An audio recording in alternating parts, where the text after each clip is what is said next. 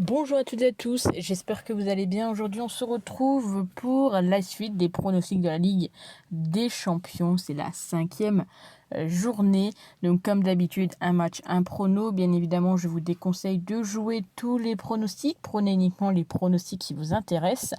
Et vous pouvez également retrouver de temps en temps des pronostics également sur le canal Telegram.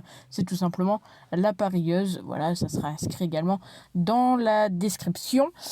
Et j'ai envie de dire, c'est parti, je vais essayer d'aller assez vite, comme d'habitude, je vous explique également mes choix. On commence donc avec l'Inter qui reçoit Victoria Plens. On savait que pour malheureusement Plens, ça allait être compliqué cette saison, mais tout de même, voilà, ils ont quand même réussi à mettre 3 buts en 4 matchs contre quand même des très belles équipes. Donc là, ils vont jouer contre l'Inter. Au match aller, ça avait fait 2-0 et Plens avait fini à 10 contre 11.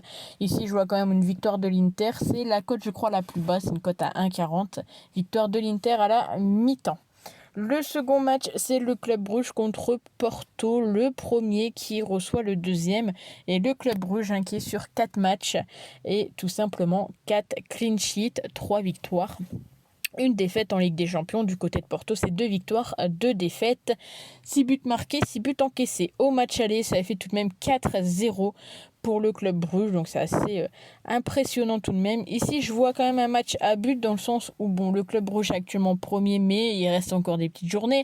Et du côté de Porto, s'ils ne veulent pas se faire passer devant par l'Atlético, ils doivent essayer de trouver le chemin défilé du côté de Bruges et ils doivent essayer surtout d'aller chercher la victoire pour espérer prendre un petit peu plus d'avance encore sur l'Atlético. Donc le plus de 2,5, c'est coté à 1,77. Je trouve qu'honnêtement, en sachant qu'au match aller ça fait 4-0 et que c'est quand même deux équipes qui sont plutôt bien en forme, je pense qu'honnêtement ça peut se tenter. On enchaîne avec Naples contre les Rangers. Naples, clairement, cette année, j'ai envie de dire, il n'y a trop rien à dire. Ils sont au top de leur forme. Ils sont sur 4 matchs, 4 victoires, 17 buts marqués en 4 matchs. Ils jouent contre les Rangers où de leur côté c'est compliqué, la Ligue des Champions.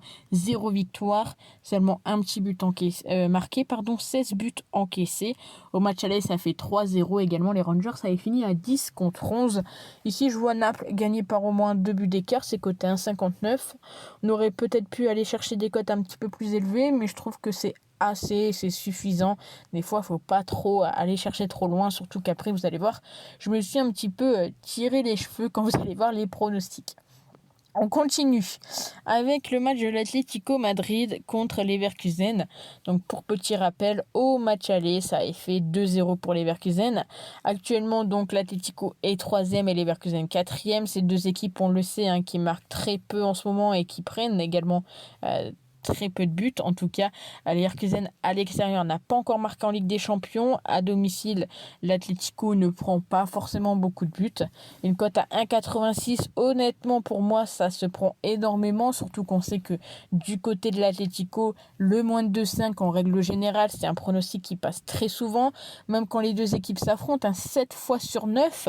Donc je pense que on peut également le tenter. Encore une fois, attention tout de même car il y a de l'enjeu, ça reste la Ligue des Champions et tout peut se passer, mais cote à 1,86, pour moi c'est tentant. On continue avec le match de Tottenham contre le Sporting. J'ai eu peur, un monsieur bizarre qui vient de passer sa tête à mon écran, à ma fenêtre. Mais bon, c'est pas grave. Continuons. Du moment que je me fais pas agresser, ça va aller. Bon, du coup, je reprends. Tottenham contre le Sporting.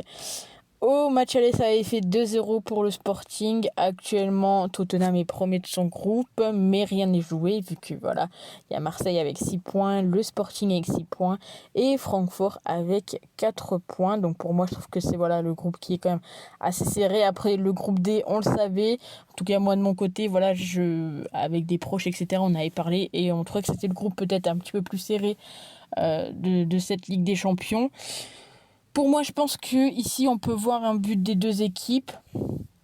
Tottenham, voilà, il faut qu'il conserve sa première place. Le Sporting, lui, doit aller chercher sa place en Ligue des Champions. Donc les deux équipes qui marquent, c'est côté 1,72. Je trouve que c'est une très belle cote. Vous l'avez vu, le prochain pronostic, c'est celui du Barça contre le Bayern. Et là, on était un petit peu obligé de tenter tout simplement bien le but de Lewandowski. Au match aller, ce n'est pas passé. Parce qu'au match retour, l'ancien Bavarois va aller chercher son petit but, c'est côté 1,66. Et je me dis pourquoi pas le tenter. De toute façon, si on tente le plus de 2,5, c'est vraiment très peu coté. Si on tente les deux équipes qui marquent, c'est également très peu coté. Donc il faudrait combiner avec un autre pronostic. Donc je me dis pourquoi pas tenter Lewandowski buteur face à son ancien club. On enchaîne avec Francfort contre Marseille. Et malheureusement, même si voilà, depuis le début, je vous le dis, on espère que Marseille fasse quelque chose, j'ai envie de dire que ça peut être compliqué contre une équipe de Francfort et surtout à Francfort, c'est ça qu'il ne faut pas oublier. Donc même si Marseille est actuellement deuxième, à égalité avec le Sporting, à seulement 1 point de retard sur Tottenham et 2 d'avance sur Francfort, j'ai un petit peu du mal à voir Marseille aller chercher la victoire. Alors au match aller, ça a fait ça a fait 1-0 pour Francfort. Ici, je pense qu'on peut peut-être aller chercher quand même le plus de 2,5 buts.